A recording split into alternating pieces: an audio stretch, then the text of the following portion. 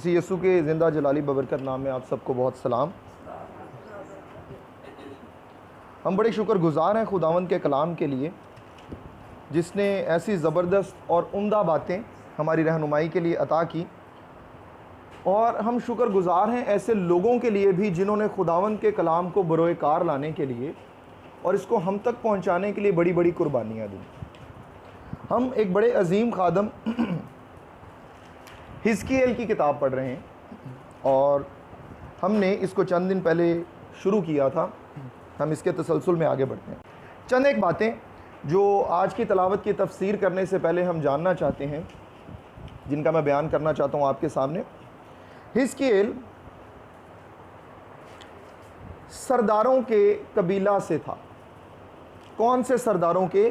सरदार काहिनों के कबीला से। और काहिनों के लिए असूल ये था कि वो 30 साल तक तालीम हासिल करते और 30वें साल काहिन मुकर्रर किया जाता था। 30 साल की उम्र में यीशु मसीह ने अपनी जो खादमाना ज़िंदगी है उसकी शुरुआत कब की? 30 साल की उम्र में, क्योंकि खुदा ने यीशु मसीह को मसीही कलीसिया के लिए सरदार काहिन मुंतखब किया था। इब्रानियों के ख़त में लिखा है, वहाँ पर लिखा है कि मैंने तुझे मलके सदक के तौर पर सरदार काहिन मुकर्रर किया। जो काहिन है वो अपनी ज़िंदगी की शुरुआत, अपनी खिदमत की शुरुआत करता है 30 बरस की उम्र में। ज़रा हिजकियेल की किताब उसका पहला बाब पहली आयत देखिएगा।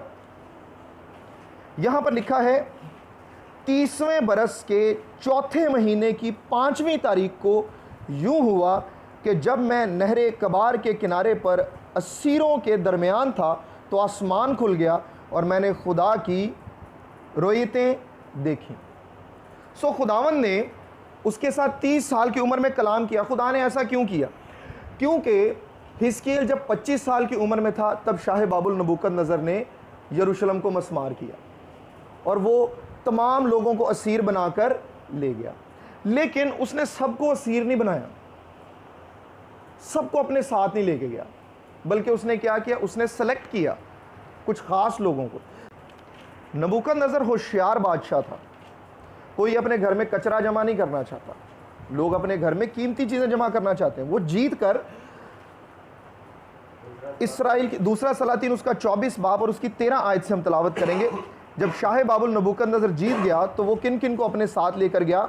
यहाँ पर लिखा है, और वो खुदावंद के घर के सब खजानों और शाही महल के सब खजानों को वहाँ से ले गया और सोने के सब बर्तनों को जिनको शाह इसराइल सुलेमान ने खुदावंद की हैकल में बनाया था, उसने काट कर खुदावंद के कलाम के मुताबिक उनके टुकड़े टुकड़े कर दिए।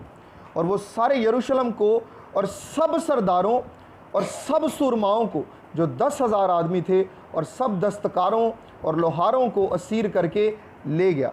वहाँ मुल्क के लोगों में से सिवा कंगालों के और कोई बाकी ना रहा। नबूकदनज़र ने क्या किया? नबूकदनज़र ने बनी इसराइल के जो अक्लमंद तरीन लोग थे उनको इकट्ठा किया, उनको असीर बनाया और उनको अपने मुल्क में ले गया ताकि उनसे अपनी अकल के मुताबिक काम ले सके। इसकी हमें एक बड़ी बेहतरीन मिसाल मिलती है। नबूकदनज़र ने क्या किया? जाते उसने पहला काम ये किया, उसने अपने मुलाजमों को कहा कि बनी इसराइल में से क्या करो, खूबसूरत और अक्लमंद नौजवानों को जमा करो और उनकी तरबियत करो ताकि वो मेरे सलाहकार हों, मैं उनसे मशवरा लूँ। और कौन कौन चुना गया? दानियल, सदरक, मिसक और अब्दुल मजीद। बादशाह की नज़र सिर्फ सोने पर नहीं थी, बादशाह की नज़र उससे भी ज़्यादा कीमती चीज़ यानी तालीम पर थी। अक्सर हमने यहाँ पर सीखा है कि असल ख़जाना जो है वो तालीम है। सुलेमान बादशाह ने क्या किया? खुदा से क्या मांगा? हिकमत और दनाई मांगी, और बाकी चीज़ें पंजाबी में हम क्या कहते हैं उसको, चूंगे में मिल गई। शानो शौकत, दुश्मनों पर हैबत, फतह याबी, सब कुछ मिल गया। किससे? अकल से। नबूकदनज़र की नज़र जो थी वो अकल पर थी। हिजकियेल एक अक्लमंद शख्स था, इसको भी असीरों के साथ वहाँ से ले जाया गया। कब? जब ये किस उम्र में था? 25 साल की उम्र में। 5 साल हिजकियेल ने बड़े करम में गुजारे, क्योंकि उसने 25 साल तक की उम्र में सख्त मुशक्क़त बर्दाश्त की थी। उसने तो रैत को ज़ुबानी रटा था, याद किया था उसको, उसने सारे कानून की किताबें रटी थी, इबादत के सारे असूल सीखे थे, और जब सिर्फ 5 बरस रह गए थे उसकी सिलेक्शन के, तब क्या हुआ, वो अस्सीरी में चला गया। लेकिन खुदा ने उसको उससे बड़े काम के लिए सेलेक्ट किया। कहानत के लिए उसको सेलेक्ट करना था इंसानों ने, खुदा ने उसको किस कहानत के लिए सेलेक्ट किया, शाही कहानत के लिए, जिसको पतरस कहता है कि हम शाही काहिनों का फिरका। सो खुदा ने उसको एक बड़े काम के लिए सिलेक्ट किया। और हमने देखा पहले बाब में जो काहिन होता था, जो सरदार काहिन होता था, वो क्या करता था, वो पाक तरीन मकान में दाखिल होता था और खुदा की हशमत को, खुदा की बुजुर्गी को, उसकी अजमत को देखता था। और जब खुदा ने हिजकिय्येल को चुना तो खुदा ने उसे अपना जलाल दिखाया। कैसा जलाल दिखाया, खुदा ने उसको दिखाया कि वो तख्त पर बैठा है और 4 करूबी उन्होंने क्या किया, उस तख्त को अपने कंधों पर उठाया है, अपने पैरों को जोड़ा है और उनके पाँव के नीचे पहिए लगे हैं। और कहा जाता है, यहाँ पर लिखा है कि उन पहियों में फरिश्तों की रूह थी। रूह हम किसको कहते हैं, ताकत को, यानी कि उस तख्त को वो उठाए चलते थे, वो अपने पाँव से नहीं चलते थे, बल्कि वो पहिए घूमते थे और उन पहियों से उस तख्त को वो उठा के चलते थे। सो खुदा उन करोबियों के ऊपर सवार अपनी कौम बनी इसराइल के साथ साथ चलता था। कब से, जब से वो मुल्क मिस्र से निकलकर वादा की सरजमीन के लिए निकले थे। सो ज़मीनी सरदार काहिन, जिसको ज़मीनी लोग चुनते थे, वो खुदा की हशमत को देखता था पाक तरीन मकाम में। हिजकिय्येल को जब खुदा ने चुना तो उसको कौन सी हशमत दिखाई, आसमानी बुजुर्गी दिखाई। और खुदा ने उसको क्या मुकर्रर किया, खुदा ने उसे निगाहबान मुकर्रर किया, खुदा ने उसे निगाहबान मुकर्रर किया। इसके बारे में हमने पढ़ा था। हिजकिय्येल को कलाम देने से पहले खुदा ने सख्त तरीन करब की हालत से गुजारा, मुशक्कत से गुजारा। दुनिया में सबसे बड़ा करब या दर्द कौन सा है, इस पर हम पहले भी बात कर चुके हैं। नुसरत फतेह अली कहता है, ऐस तो डाडा दुख ना कोई यार ना विछड़े। जब इंसान का जीवन साथी मर जाता है ना, उसकी कंपनसेशन नहीं हो सकती। हिजकिय्येल को खुदा ने ये कलाम सुनाने से पहले, इसके ऊपर रोया नाजिल करने से पहले ये दुख दिखाया। ये बड़ा अजीम दुख था, इसके बारे में हम बात करते हैं ताकि हमें समझ आए हिजकिय्येल कितनी दर्द में कलाम करा। ज़रा मेरे साथ हिजकिय्येल की किताब 24 बाब निकालिए। हिजकिय्येल की किताब 24 बाब। खुदा ने कलाम सुनाने से पहले हिजकिय्येल के दिल को मजबूत किया, ट्रेनिंग की उसकी। और कैसे ट्रेनिंग की, 24 बाब की पहली आयत ज़रा देखिए। यहाँ पर लिखा है, फिर 9वें बरस के 10वें महीने की 10वीं तारीख को खुदावंद का कलाम मुझ पर नाजिल हुआ कि आए आदमजाद, आज के दिन, हाँ इसी दिन का नाम लिख रख। शाह बाबुल ने ऐन इसी दिन यरूशलेम पर खरूज किया। शाह बाबुल ने आके जिस दिन फतह किया यरूशलेम को, उस दिन की बाबत कहता है कि आज ही कलाम सुना। और कलाम क्या सुना, नजरा 15 आयत को देखिए। कहता है, फिर खुदावंद का कलाम मुझ पर नाजिल हुआ कि आए आदमजाद, देख मैं तेरी मंजूर नज़र को एक ही ज़रब में तेरे से जुदा करूंगा। तेरी मंजूर नज़र, उसकी मंजूर नज़र कौन थी, उसकी बीवी। उसने कहा मैं एक ही ज़रब में तेरी बीवी को तुझसे जुदा करूंगा। देखिए आगे क्या लिखा है, लेकिन तू ना मातम करना, ना रोना और ना आंसू बहाना, चुपके चुपके आहें भरना, मुर्दा पर नोहा ना करना, सर पर अपनी पगड़ी बांधना और पाँव में जूती पहनना और अपने होंठों को ना ढांपना और लोगों की रोटी ना खाना। अब इसका रिजल्ट देखिए, कहता है, सो मैंने सुबह को लोगों से कलाम किया और शाम को मेरी बीवी मर गई, और सुबह को मैंने वही किया जिसका मुझे हुक्म मिला था। हिजकिय्येल की खिदमत कैसी लाजवाल है, उसे दुनिया का सबसे बड़ा दुख मिला है, उसके बावजूद उसने क्या किया, वो कहता है मैंने सुबह कलाम सुनाया, शाम को मुझे दुख मिला और मैं रोया नहीं, मैंने अगले दिन उठ के फिर क्या किया, कलाम सुनाया। सो हिजकिय्येल के साथ खुदा का कलाम उसके साथ मौजूद था। आज लोग अपनी ख्वाहिश को खुदा की रूह के साथ तशबीह देते हैं, कहते हैं मुझे खुदा की रूह ने गाइड किया। यहाँ पर हिजकिय्येल बार बार कहता है, और खुदावंद के रूह ने मुझे इस तरह बयान किया, और खुदावंद के रूह ने मुझसे फरमाया, और खुदावंद के रूह ने मुझे यूं कहा। मन घड़त बातें नहीं कर रहा। 11 बाब की पहली आयत में हम पढ़ते हैं, हिजकिय्याल 11 बाब पहली आयत कहता है, और रूह मुझको उठाकर खुदावन के घर के मशरिकी फाटक पर जिसका रुख मशरिक की तरफ है ले गई। खुदा की रूह ने हिजकिय्याल को उठाया और कुछ दिखाने के लिए ले गई। कोई मनगढ़ंत बात नहीं है। हिजकिय्याल ने तकलीफ उठाई है और उसने खुदा के कलाम को हर चीज़ से अव्वलीन रखा है और खुदा उसके साथ डायरेक्ट कलाम कर रहा है। रूह से उठा के मशरिकी दरवाजे की तरफ ले गए। मशरिकी दरवाजे की खास बात क्या है? मशरिक से सूरज निकलता है और बनी इसराइल ने एक बहुत बड़ा गुनाह किया। हमने कुछ दिन पहले सीखा था, उन्होंने मशरिक की तरफ मुंह किया और पीठ किसकी तरफ की? हैकल की तरफ पीठ की। और सजदा किसको किया? सूरज को। खुदा ने पहले हिजकिय्याल को रोया में दिखाया कि लोग मशरिकी फाटक के बाहर खड़े क्या कर रहे हैं? मेरे नाम की तहकीर कर रहे हैं। और सजदे किसको कर रहे हैं? सूरज को। खुदा ने जब मूसा को 10 अहकाम दिए थे और क्या फरमाया था? किसी गैर माबूद को सजदा ना करना, कोई तराशी हुई मूरत ना बनाना, ख्वाह आसमानियों की ख्वाह ज़मीनियों की। चाहे कोई आसमान पर है या ज़मीन पर है, खुदा के अलावा हम किसी और को सजदा नहीं कर सकते। यीशु मसीह की आखिरी आजमाइश क्या हुई? इब्लीस ने क्या कहा? झुक कर मुझे सजदा कर तो मैं ये सारी मामूरी तुझे दे दूंगा। और यीशु मसीह ने क्या कहा? ऐ शैतान दूर हो, क्योंकि लिखा है कि तू सजदा फ़कत अपने खुदावंद खुदा ही को कर। सो लोगों ने इन मकरूहात में अपने आप को उंडेला। हिजकिय्याल को खुदा ने दिखाया और वो लोग जो हैकल में छुप के 70 बुजुर्ग वो प्रस्तिश कर रहे थे बुतों की, वो क्या कहते थे? हिजकिय्याल जब उनके पास गया रोया में तो वो क्या कहते थे? वो कहते थे कि खुदावंद अब यहां से जा चुका है। और यहां पर अब कौन आ गया? अब यहां पर बुत आ गए, यहां पर गैर माबूद आ गए। सो हिजकिय्याल को खुदा ने पहले दिखाया कि मशरिकी फाटक में गुनाह क्या हो रहा है।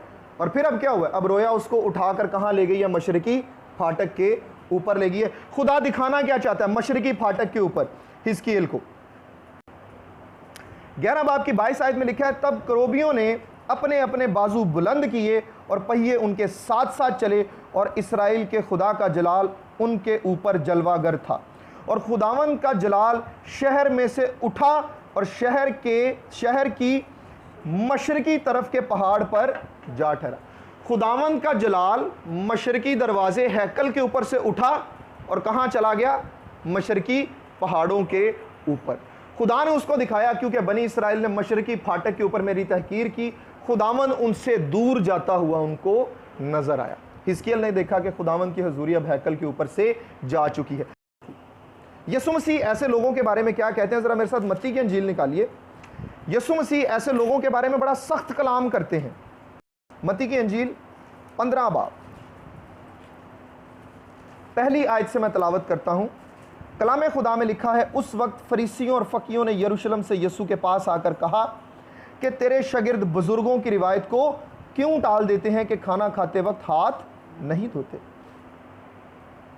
उसने जवाब में उनसे कहा कि तुम अपनी रिवायत से खुदा का कलाम क्यों टाल देते हो, क्योंकि खुदा ने फरमाया है, तू अपने बाप की और अपनी माँ की इज्जत करना, और जो बाप या माँ को बुरा कहे वो ज़रूर जान से मारा जाए। मगर तुम कहते हो कि जो कोई बाप या माँ से कहे कि जिस चीज़ का तुझे मुझसे फ़ायदा पहुँच सकता था वो खुदा की नज़र हो चुकी, तो वो अपने बाप की इज्जत ना करे। बस तुमने अपनी रिवायत से खुदा का कलाम बातिल कर दिया। गौरतलब बात है, कहते हैं बस तुमने अपनी रिवायत से खुदा का कलाम बातिल कर दिया। हमने रिवायतें बना ली हैं। नहीं, लोगों ने अपनी दुकानदारी चलाई है। यरूशलेम में भी ऐसा ही था। यीशु मसीह ऐसे लोगों के साथ क्या सलूक करेंगे? एक दफ़ा उन्होंने ज़मीनी सलूक किया था। आगे क्या किया था? रस्सी का कोड़ा बनाया, मारकर उनको बाहर निकाल दिया। पर क्या कहा? तुमने मेरे बाप के घर को डाकुओं की खो बना दिया। आज हमारा चर्च डाकुओं की खो बनता जा रहा है। ये आपकी और मेरी ड्यूटी है कि हम इसके खिलाफ खड़े हों, चर्च के खिलाफ नहीं, उन लोगों के खिलाफ जो इसको डाकुओं की खो बना रहे। अगर हम ऐसा नहीं करेंगे तो हिजकिय्याल को आज 11 बाब में पहली जो रोया नजर आई है उसमें क्या हुआ? खुदावन की अजमत, उसकी बुजुर्गी और उसका जलाल उस घर से जा चुका और किसी पहाड़ पर ठहर गया। सो अगर हम ऐसा नहीं करेंगे तो हमारे चर्च के ऊपर से भी खुदा की मामूरी जाती रहेगी। गौरतलब बातें कहता है, अच्छा ज़रा देखिएगा 2 आयत को, यहाँ पर एक बड़ी खूबसूरत बात मैं इसके बारे में पॉइंट आउट करना चाहता हूँ हिजकिय्याल के बारे में। हिजकिय्याल के साथ जब भी खुदा ने कलाम किया उसे कहा है, आयत में लिखा है, और उसने मुझे फरमाया आए आदम ज़ाद। आदम हमारा बाप, सब इंसानों का बाप, पहला इंसान जिसे खुदा ने अपने हाथों से बनाया। ज़ाद किसको कहते हैं? बेटे को साहबजादा कहते हैं ना। तो आदम ज़ाद का मतलब है आदम का बेटा। ये लक़ब हिजकिय्याल को मिला है। कौन सा? आदम ज़ाद। और बाइबल मुकद्दस में हिजकिय्याल की किताब में आदम ज़ाद हिजकिय्याल को 90 दफ़ा कहा गया। कितनी दफ़ा कहा गया? 90 दफ़ा। खुदा के कलाम में उसको कहा गया है आए आदम ज़ाद, यानी आए आदम के बेटे। क्यों कहा गया उसे? ताकि लोग उसे कोई खलाई मखलूक ना समझें। अगर आपको कह दिया जाए ना 390 मिनट के लिए बाईं साइड पे करवट बदल के लेटे रहो, तो मुश्किल हो जाएगी, बहुत मुश्किल हो जाएगी। हिजकिय्याल कितनी देर के लिए बाईं करवट पे लेटा रहा? 390 दिन। और फिर जी, और फिर दाईं साइड पे कितनी देर लेटा रहा? 40 दिन। कभी खुदा कहता है तेज तलवार की धार से अपना सर मुंडवा दे, अपना सर जो है उसको मूंड दे, खुद मूंड दे। कभी उसकी बीवी को जब ज़रब लगती है तो कहता है तूने रोना नहीं है, तूने पगड़ी बांधनी, और अगले दिन फिर क्या करना है? जाके खुदा का कलाम सुनाना है। सो हिजकिय्याल को सख्तियां बर्दाश्त करनी पड़ रही हैं। खुदा उसे क्या कहता है? आदम ज़ाद। आदम ज़ाद बनना बड़ा मुश्किल है। आदम ज़ाद बनना बड़ा मुश्किल है। एक शायर कहता है फरिश्तों से बेहतर है इंसान होना, फरिश्तों से बेहतर है इंसान। वो कहता है कि फरिश्तों से बेहतर है कि हम इंसान बन जाएं। फरिश्ता हम नहीं बन सकते, हम फरिश्ता ना बने, हम क्या हो जाएं? इंसान ही बन जाए। कहता है फरिश्तों से बेहतर है इंसान होना, मगर इसमें पड़ती है मेहनत ज़्यादा। इंसान बनने में बड़ी मेहनत लगी। खुदा इसको कहता है आदम ज़ाद, क्योंकि इसने वो तकलीफ़ें और वो मेहनत बर्दाश्त की है। खुदा ने इसको मुश्किल से गुजारा है। खुदा ने अक्सर अपने नबियों को मुश्किल से गुजारा है। कैसी मुश्किलों से? खुदा ने उनकी ट्रेनिंग करवाई है। जैसे अक्सर नबी जो हमें बाइबल मुकद्दस में नज़र आते हैं, उनको चरवाहा बनाया गया। नबूवत मिलने से पहले वो क्या करते थे? वो भेड़ें चराते थे, और भेड़ चराना बड़ा मुश्किल काम है। सो भेड़ को पालना आज के दिन में भी बड़ा मुश्किल है। चरवाहा क्या करता है? यीशु मसीह ने कहा कि अच्छा चरवाहा अपनी भेड़ों के लिए अपनी जान देता है। दाऊद चरवाहा था, और क्या कहता है? कहता है जब रींछनी या शेर क्या करते हैं, मेरी बकरी का बच्चा ले जाते हैं, तो मैं क्या करता हूं? मैं उसके मुंह को फाड़ कर उसको वापस लेके आता हूं। चरवाहा क्या करता है? अपनी जान देता है अपनी भेड़ों की खातिर। सो खुदा ने अपने लोगों की जिंदगियों को नबूवत से पहले सख्त रखा ताकि वो खुदा का कलाम सीख सके। खुदा ने अपने हर नबी को पहले उसकी अपनी ज़ात की रहनुमाई करवाई, और फिर उसने कौम की रहनुमाई करवाई। होसिया को क्या कहता है? होसिया को कहता है कि जा और जाके शादी किससे करनी है तूने? बदकार औरत से, कसबी से शादी करवाई। कहा बच्चे भी पैदा कर। उसने बच्चे भी पैदा किए, उसे मोहब्बत हो गई अपनी बीवी के साथ, और फिर क्या हुआ? वो कसबी वापस चलेगी। और खुदा उसे क्या कहता है? कहता है पैसे पकड़, जा लाइन में लग, उसका वक्त खरीद, और जब उसका वक्त खरीदे तो उसके पास जाए तो उसको कहना कि मैं आज भी तुझसे मोहब्बत करता हूं, वापस लौट आ। होसिया ने ऐसा ही किया, और जब खुदा ने उसको ये सबक सिखा दिया, खुदा ने उसे कहा कि अब जाके तू मेरी कौम को बता कि तुम मेरी ऐसी ही मोहब्बत हो। तुम बार बार अपनी कसब में, अपनी बार बार जो जनाकारी है, बदकारी है, उसमें वापस लौटते हो, लेकिन फिर भी मैं लाइन में लग के तुम्हें वापस खरीदता हूं। यीशु मसीह ने कहा तुम कैसे खरीदे हो? तुम कीमत देकर खरीदे गए हो, कीमत दी गई है हमारी। सो होसिया को खुदा ने सिखाया कि तू कीमत देकर अपनी बीवी को खरीद रहा है। मैंने पूरी कौम ये बदकारी के बावजूद कीमत देकर खरीदी। सख्त रखी खुदा ने इनकी जिंदगी, सख्ती से कलाम इनके ऊपर नाजिल फरमाया। एक शेर है, वो कहता है, शायर कहता है कि रंज से खूगर हुआ इंसान तो मिट जाता है रंज। रंज यानी दुख, रंज से खूगर, खू कहते हैं ख्वाहिश को, रंज से खूगर हुआ इंसान, अगर इंसान में रंज की, दुख की ख्वाहिश जाग जाए, रंज से खूगर हुआ इंसान तो मिट जाता है रंज। जब दुख की ख्वाहिश जाग जाए तो दुख मिट जाता है। रंज से खूगर हुआ इंसान तो मिट जाता है रंज, मुश्किलें मुझ पर पड़ी इतनी के आसान हो गई। इसके ऊपर, हिजकीएल के ऊपर खुदा ने इतनी मुश्किलें डाली कि नबूवत करना उसको क्या लगना शुरू हो गया, आसान लगना शुरू हो गया। खुदा अपने लोगों को तैयार करता है। हिजकीएल को उसने कहा आदमजाद, अब आदमजाद कहलाना बड़ा मुश्किल है। खुदा ने हिजकीएल को 90 दफा आदमजाद कहा, 90 दफा उसको बताया कि तुझे दुख उठाने हैं, और खुदा ने किसी और को भी ये लक़ब दिया है, इब्ने आदम। किसको? यसू मसीह को। जब इब्रानी से बाइबल तर्जमा करती है तो क्या लिखती है? आदमजाद। और जब यूनानी से तर्जमा करती है तो क्या कहती है? इब्ने आदम। इब्ने का मतलब बेटा और आदम का मतलब आदम का, इब्ने आदम, आदम का बेटा। और कैसी तकलीफें उठानी पड़ती हैं, जरा मत्ती की इंजील 8 बाब उसकी 20 आयत निकालिए।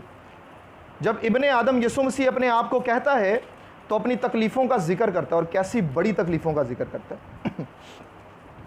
मत्ती की इंजील 8 बाब और उसकी 20 आयत में लिखा है, यस्सु ने उससे कहा कि लोमड़ियों के भट होते हैं और हवा के परिंदों के घोंसले, मगर इब्ने आदम के लिए सर धरने की भी जगह नहीं। इब्ने आदम के पास सर धर, खिदमत करना मुश्किल काम है, मुश्किल काम है, सख्त मेहनत तलब काम है। हिजकीएल को खुदा ने इस मेहनत से गुजारा और 90 दफा उसको इस मेहनत का एहसास दिलाया, क्या कहकर? आदम जात। और यसु मसीह को बाइबल इब्ने आदम कितनी दफा कहती है? 80 दफा। यसु मसीह को बाइबल मुकद्दस में इब्ने आदम कितनी दफा लिखा है? 80 दफा।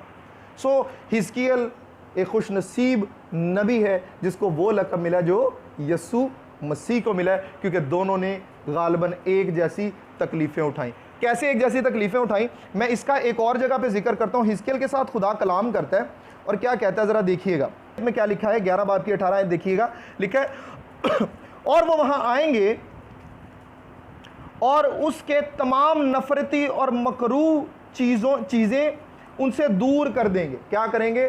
तमाम मकरूह चीज़ों को दूर कर देंगे। जो बाकी बचेंगे वो वापस आएंगे और आकर क्या करेंगे? मकरूह चीज़ों को दूर करेंगे। मकरूह चीज़ें, यस्सु मसीह ने इन मकरूह चीज़ों के बारे में सिखाया। ये मकरूह चीज़ें कौन सी हैं और इसराइल का बाकी आके इसको कैसे बर्बाद करेगा। दोनों में कॉमन बात है, हिजकीएल में और यस्सु में, ये आदमजात, वो इब्ने आदम, और दोनों का मैसेज भी कितना मिलता है। एक मकरूह चीज़ का जिक्र हिजकीएल कर रहा है और एक मकरूह चीज़ का जिक्र यस्सु मसीह ने भी किया था। किस मकरूह चीज़ का? यस्सु मसीह ने अपने शागिर्दों को हैकल की बर्बादी के बारे में बताया और क्या कहा? यस्सु मसीह ने कहा, जब तुम पाक मकान में मकरूह चीज़ को खड़ा देख लो तो समझ जाना कि वक्त नज़दीक है।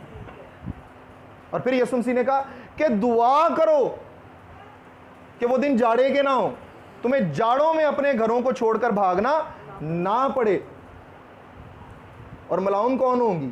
जो उस वक्त हामला होंगी और दूध पिलाती होंगी। हिजकीएल ने भी मकरूहा चीज़ का जिक्र किया। ये मकरूहा चीज़ क्या है? वो कौन सी मकरूह चीज़ थी जिसका यीशु मसीह ने कहा कि पाक मकान में मकरूह चीज़ को खड़ा देख लो तो समझ जाना वक्त नज़दीक है? रोमी फौज। जब तुम रोमी फौज को यरूशलेम के गिर्द खड़ा देख लो तो समझ जाना अब ये बर्बाद होने वाली। वहां पर यीशु मसीह ने मकरूहा चीज़ किसे कहा? रोमी फौज को। और यहां पर मकरूहा चीज़ कौन है? बाबुल, जिसने खुदा की हैकल को बर्बाद किया। दोनों मकरूहा चीज़ों ने एक ही काम किया। इस मकरूहा चीज़ ने भी आगे यरूशलेम को बर्बाद किया, खुदा के हैकल को गिराया, और उस मकरूहा चीज़ ने यानी रूमी फौज ने भी क्या किया? आकर उसको गिराया। ये मकरूहा क्यों है? मकरूहा क्यों है? यीशु मसीह ने और हिजकीएल ने इनको मकरूहा क्यों लिखा? मेरे साथ निकालिए इफ्सियों का ख़त। ये इंपॉर्टेंट बात करने लगा मैं। इफ्सियों का ख़त 6 बाब 11 और 12 आयत, कलाम खुदा में लिखा है, खुदा के सब हथियार बांध लो ताकि तुम अबलीस के मंसूबों के मुकाबला में कायम रह सको, क्योंकि हमें खून और गोश्त से कुश्ती नहीं करना है बल्कि हुकूमत वालों। पहला पॉइंट, मकरूहा चीज़ कौन? हुकूमत वालों, इख्तियार वालों, इस दुनिया की तारीकी के हाकमों और शरारत की उन रूहानी फौजों से जो आसमानी मकामों में। अथॉरिटी के साथ लड़ना है हमें। किस अथॉरिटी के साथ? चाहे वो मकरूहा अथॉरिटी आसमान की यानी अबलीस है, चाहे वो मकरूआ अथॉरिटी ज़मीन की यानी शाह बाबुल या रोमी फौज है। हमें लड़ाई किन से लड़ना है? हमें इन मकरूआ चीज़ों से लड़ाई लड़ना है, लेकिन हमें लड़ाई किसी ज़मीनी हथियार से नहीं लड़नी। क्या लिखा है कलाम खुदा में? लिखा है खुदा के सब हथियार बांध लो। और खुदा के सब हथियार कौन से? रूह के फलों के बारे में हम सीख रहे हैं, मोहब्बत, खुशी, इत्मीनान, मेहरबानी, ईमान। हमें इन हथियारों के साथ, इनके साथ लड़ना है। सो हिजकिय्याल को खुदा ने इन हथियारों से लबरेज किया, इन हथियारों से उसको बिल्कुल जो है वो ज़रा बख्तर दिया उसको, और वो इनके साथ लड़ता भी रहा। 12 बाब में हिजकिय्याल एक बड़ी ज़बरदस्त बात की तरफ पॉइंट आउट करता है। 21 आयत में कहता है, फिर खुदावंद का कलाम मुझ पर नाजिल हुआ कि आए आदमजाद, मुल्क इस्राएल में ये क्या मसल जारी है कि वक्त गुजरता जाता है और किसी रोया का कुछ अंजाम नहीं होता। आज भी यीशु मसीह के बारे में लोग सवाल कहते हैं। उसने कहा था कि वक्त, वो कहते हैं 2000 साल गुजरते, कहाँ वक्त नजदीक है? क्या जी जी, आने का वादा कहाँ है उसका? यीशु मसीह के ऊपर सवालिया निशान लगाते हैं लोग। कैसा सवालिया निशान लगाते हैं? यीशु मसीह ने एक बड़ी खास बात कही। बाइबल मुकद्दस की आखिरी आयत पता क्या है? आखिरी 2 आयतों की तिलावत करते हैं। एंड पे आ जाए मुकाशफा की किताब, आखिरी 2 आयतें, मुकाशफा की किताब 20 बाब उसकी 22 बाब उसकी 20 और 21 आयत में यीशु मसीह कहते हैं, जो इन बातों की गवाही देता है, कौन? यीशु मसीह। जो इन बातों की गवाही देता है वो कहता है कि बेशक मैं जल्द आने वाला हूँ। वो कहता है मैं कब आने वाला हूँ? जल्द आने वाला हूँ। और लोग कहते हैं कि और कितनी देर होनी है। इसी के ऊपर लोगों ने एक ज़रबुल मिसल आज भी बना ली है। क्या भला? वो कहते हैं कि खुदा के घर में देर है पर खुदा कहते हैं ये तुम्हारे मुल्कों में क्या मिसलें कायम हुई हैं कि वक्त गुजरता जाता है और रोया पूरी। लोग कहते हैं खुदा के घर में देर है, लेकिन वो कहता है मैं आज तुझे कह रहा हूं, इनको सुना दे। इनको क्या सुना दे कि क्या होगा?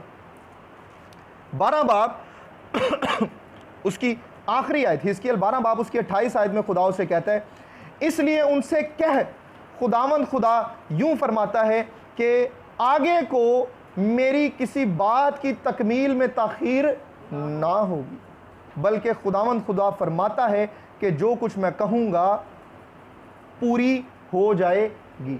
हम कहते हैं कि खुदा के घर में देर है पर अंधेर। वो कहता है अब मैं फौरी काम करूँगा। दुआ करें कि खुदा फौरी काम ना करे। जिस तरह खुदा ने बनी इसराइल को कहा था ना, अब मैं ताखीर नहीं करूँगा, अब मैं फ़ौरन काम करूँगा। अगर उसने फ़ौरन काम करना शुरू कर दिया तो तौबा की नौबत नहीं मिलेगी, तौबा तक नौबत नहीं पहुँचेगी।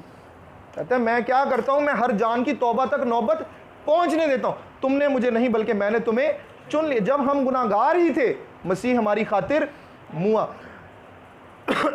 पतरस के ख़त में लिखा हुआ है, पहले पतरस में, नूह के ज़माना के बुरे लोगों के बारे में कहता है कि तब कश्ती तैयार हो रही थी और खुदा तहम्मुल करके ठहरा रहा।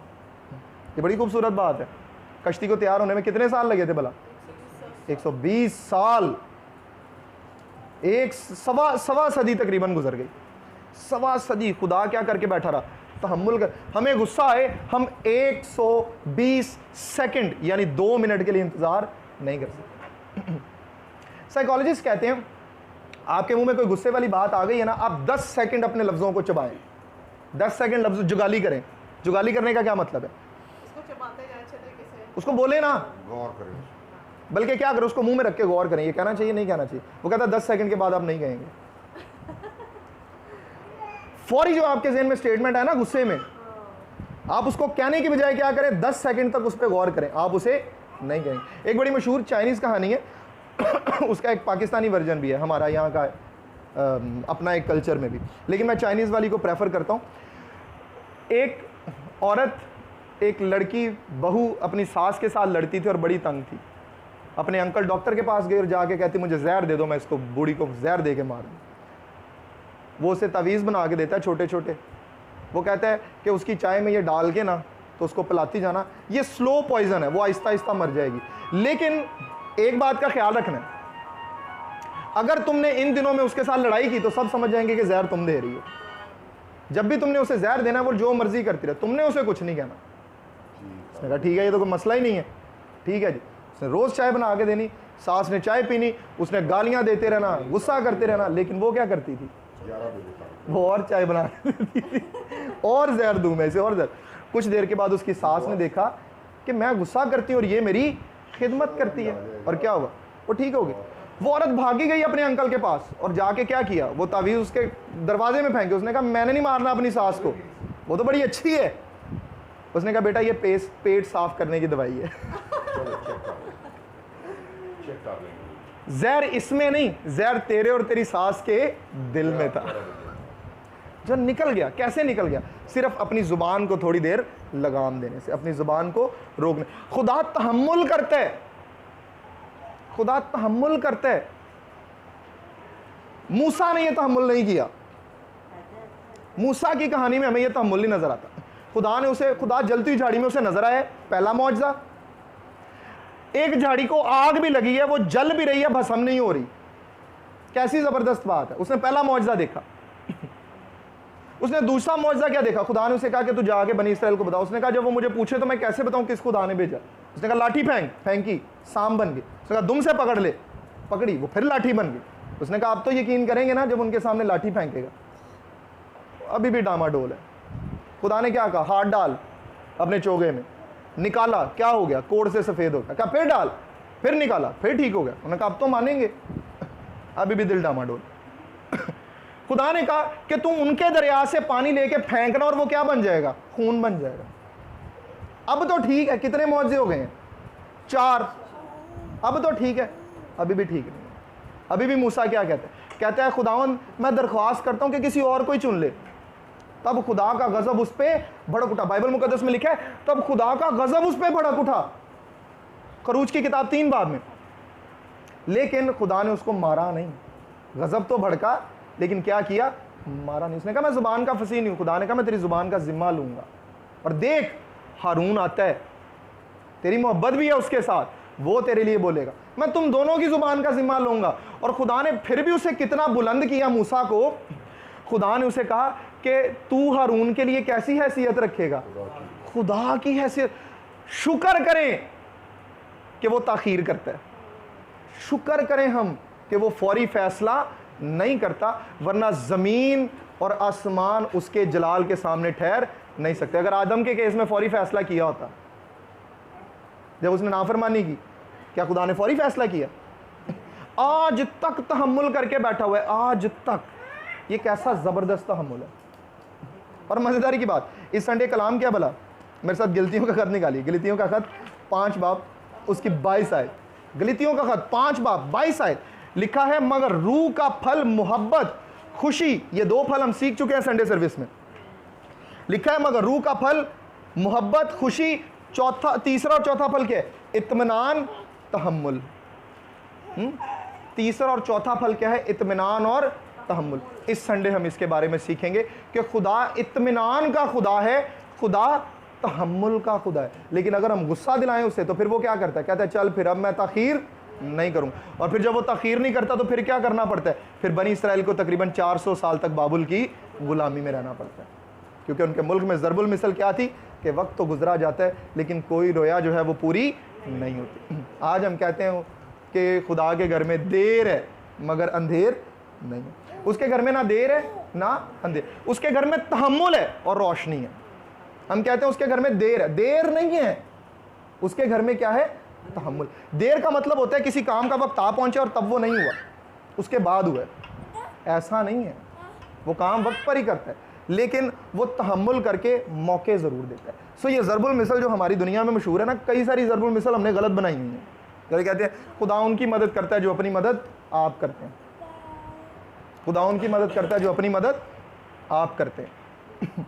और ये भी कि काम करना भी इबादत है। जी, पतरस ने अपनी मदद आप की थी जब वो बेड़ियों में जकड़ा हुआ था। किसने मदद की थी? जब बनी इसराइल से मूसा निकालने के लिए गए उनको, तो मूसा ने अपनी ताकत से उनको निकाला था, बल्कि मूसा ने एक दफ़ा कह दिया कि मैंने तुम्हें वहां से निकाला, मैंने ये किया, मैंने वो किया। खुदा ने कहा आज के बाद तुम मुल्क कनान को देख, क्योंकि निकाला तूने था, निकाला तो मैंने था। सो ये ज़रबुल मिसल जो है ना कि खुदा उनकी मदद करता है जो अपनी मदद आप करते हैं, ये मसीहियों के लिए नहीं है। खुदा हमारी मदद नहीं करता जब हम अपनी मदद आप कर सकते हैं। उसको पता है ये तो खुद कर लेंगे। खुदा हमारी मदद तब करता है जब हम अपनी मदद आप नहीं कर सकते। तो हमारे यहाँ ज़रबुल मिसल गलत मशहूर है, कलाम मुकद्दस में ऐसी ज़रबुल मिसल नहीं मिलती। दुआ करें कि खुदा तहम्मुल करके हमारा इंसाफ करे। जिस दिन मैं खुदा के हुजूर अदालत में पहुंचूंगा, मैं उससे इंसाफ नहीं मांगूंगा, मैं उससे उसका तहम्मुल और उसका रहम मांगूंगा, क्योंकि कोई उसकी अदालत के सामने इंसाफ के तकाज़ों पर पूरा ठहर नहीं सकता। खुदावंद आज के कलाम के वसीला से हम सबको बड़ी बरकत दे।